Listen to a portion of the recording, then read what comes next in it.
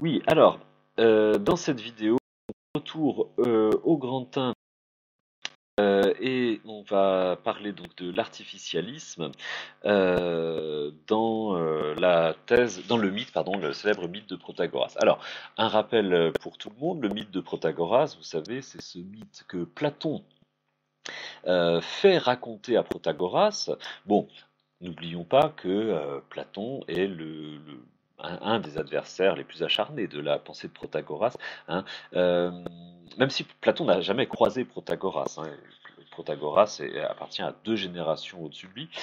Par contre, le Socrate, jeune, a fait la connaissance de Protagoras âgé. Voilà, bon. Alors, bref, toujours est-il que dans le dialogue qui s'appelle Protagoras, Platon met en scène donc le célèbre sophiste Protagoras et lui prête des propos, bon, qui sans doute reflètent la pensée de Protagoras, hein, sans doute pas une pure invention de Platon, des propos dans lesquels Protagoras retrace sous la forme d'un mythe les origines de l'humanité pour exprimer en fait sa vision en fait de l'essence de l'homme, hein, et c'est ça qu'on a appelé la thèse artificialiste. Alors vous vous souvenez peut-être que dans le langage du mythe, Protagoras reprend des croyances populaires sur l'origine de l'humanité. Donc les hommes auraient été formés à partir de glaise, à partir d'argile, par, euh, par les titans Prométhée et Épiméthée, enfin plus précisément par Épiméthée, hein, Épiméthée aurait échoué en fait dans son œuvre et il aurait échoué donc à donner des armes naturelles aux hommes pour subvenir à leurs besoins, pour lutter contre les bêtes, pour se protéger des climats, etc. Bon, du climat.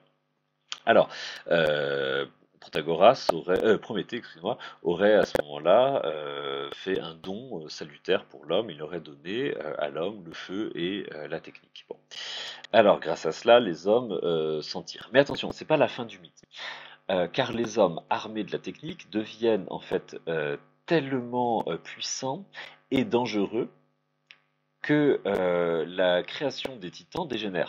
Les hommes en fait se mettent à faire la guerre aux bêtes et à se faire la guerre entre eux, et la situation devient totalement hors de contrôle, si bien que les dieux, enfin cette fois Zeus, pardon, doit intervenir pour interrompre cette guerre. Voilà, ça c'est le deuxième moment, si vous voulez, du mythe de Protagoras, dont je n'avais pas parlé, hein. Et donc Zeus va intervenir pour donner aux hommes deux choses qui vont les sauver, à savoir la justice et la honte. C'est-à-dire que en fait, les hommes vont à ce moment-là connaître les premiers principes de justice sans lesquels en fait la technique est trop dévastatrice et comment dire mortifère, enfin mortelle, hein. Et grâce à cela, les hommes vont en fait connaître la paix, hein, et la vie politique, la vie civilisée. Voilà. Alors, Protagoras, excusez-moi, ajoute à titre de preuve, eh bien, vois-tu, Socrate, je vais t'en donner une preuve très simple, c'est que partout où l'on va, et Protagoras est un grand voyageur, il se promène partout sur le bassin méditerranéen pour vendre ses leçons de rhétorique et de sophistique. Partout où on va, on voit les adultes, les hommes, soucieux d'enseigner la justice et la honte aux enfants, hein. Et d'ailleurs, on le voit bien, c'est que partout, en fait, les hommes donnent des coups de bâton aux enfants pour bien leur apprendre à être juste, hein, et prêt à une bonne correction, un bon coup de martinet. Finalement, on est plus juste qu'avant. Et donc, il en conclut, lui, il ajoute, demande d'être redressé. C'est-à-dire qu'il faut cogner fort dedans quand même, hein, pour redresser le bois de l'homme qui est trop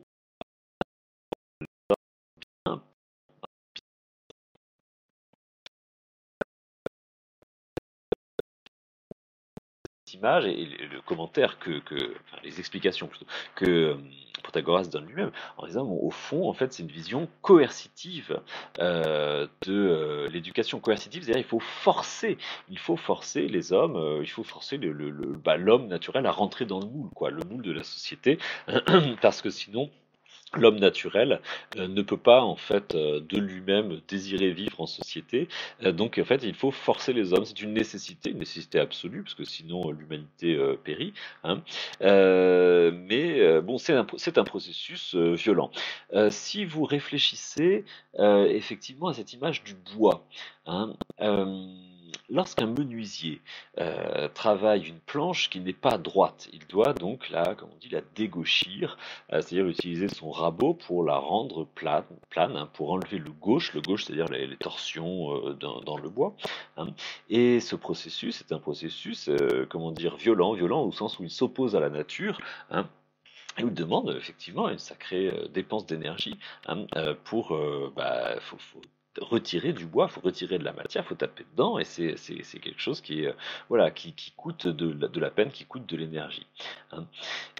Moyennant cela, moyennant cet effort pour modifier la nature, eh bien, on peut parvenir à ses fins, on peut parvenir à inculquer la justice. Alors, ça va de pair, en fait, avec toute une théorie de la justice, hein, qui est commune aux sophistes, selon laquelle, finalement, les hommes obéissent parce qu'ils sont contraints. Les hommes obéissent non pas par amour de la justice, mais ils obéissent parce qu'ils ont peur du châtiment, parce qu'en fait on a exercé sur eux une coercition, un conditionnement, hein. Et d'ailleurs, vous voyez que l'autre don de Zeus, hein, après la justice, qui est quand même un don un peu carabiné, hein, ok, c'est un don à coup de martinet quand même, un drôle de don quand même.